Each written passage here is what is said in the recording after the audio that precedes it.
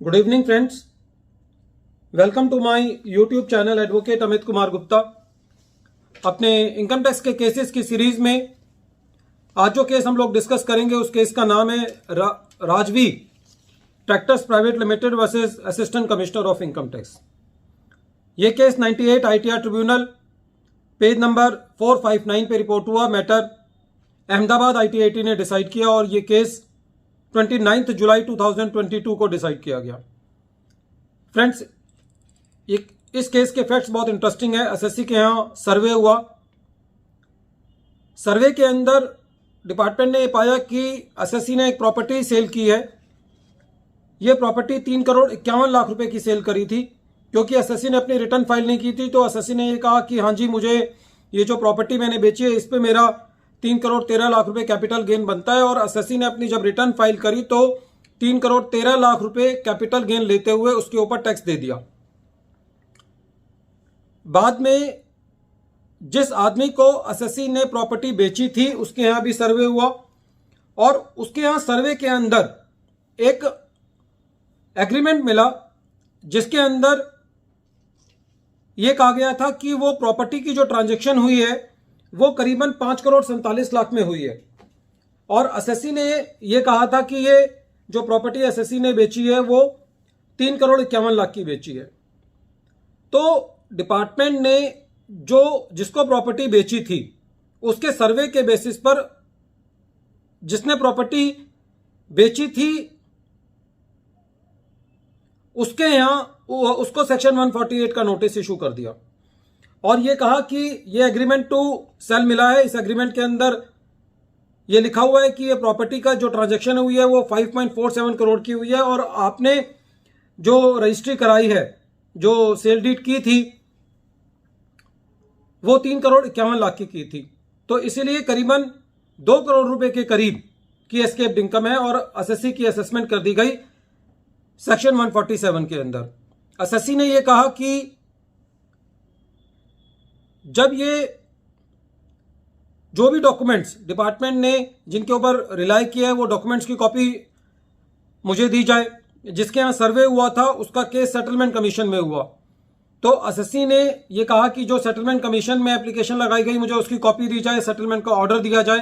लेकिन एसएससी को कोई भी डॉक्यूमेंट्स जो है वो नहीं दिए गए और जिसके बेसिस पर एसएससी की एडिशन की थी उससे कन्फ्रंटेशन भी नहीं कराया गया। तो जब ये मैटर सीआईटी अपील के पास गया तो सीआईटी अपील ने भी एसएससी को रिलीफ नहीं दिया, इसलिए मैटर आईटीएटी के पास गया। आईटीएटी का यह कहना था कि जिस एग्रीमेंट टू सेल के बेसिस पर जो कि अनसाइंड है, जिस पे एसएससी के सिग्नेचर नहीं है, उसके बेसिस पर आप एसएससी की एडिशन नहीं कर सकते।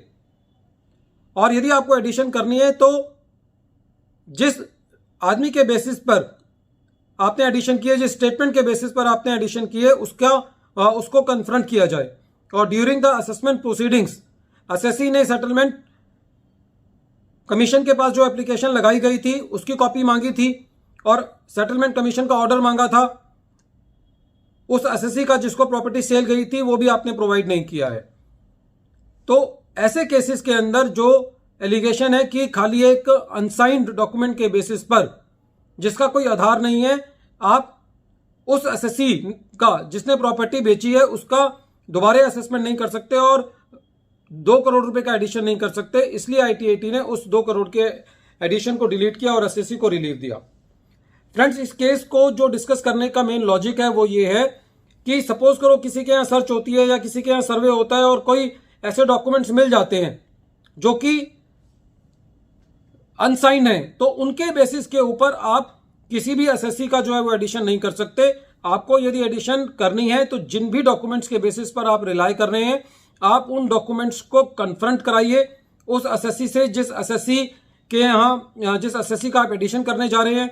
किसी की भी आपने यदि स्टेटमेंट ली है तो उसकी स्टेटमेंट को कन्फ्रंट कराइए और जो भी डॉक्यूमेंट्स रेलिवेंट है किसी एसएससी की असेसमेंट करने के लिए जिस पर डिपार्टमेंट विश्वास करता है उन सारे डॉक्यूमेंट्स को एसएससी को अवेलेबल कराया जाए, तभी असेसमेंट के साथ प्रोसीड किया जाए। तो इस केस में एसएससी को रिलीफ मिला और अहमदाबाद आईटीएटी ने एओ की एडिशन को डिलीट किया जो कि सेक्शन 148 के अंदर की गई थी. Friends, this case is very important in understanding all this survey cases and search cases in which the statement of some person is taken, जिसके अंदर किसी आदमी की स्टेटमेंट ली जाती है और उसके यहाँ जो डॉक्यूमेंट्स मिलते हैं उसके बेसिस पर सेक्शन 148 का असेसमेंट कर दिया जाता है, या 153C का, या 153A के अंदर. तो उन सब असेसमेंट्स का बेसिकली जो आधार है वो ये है कि जो डॉक्यूमेंट्स अनसाइंड है, जो कि डम डॉक्यूमेंट्स की कैटेगरी में आते हैं, उनके बेसिस पर आप एसएससी का एडिशन नहीं कर सकते.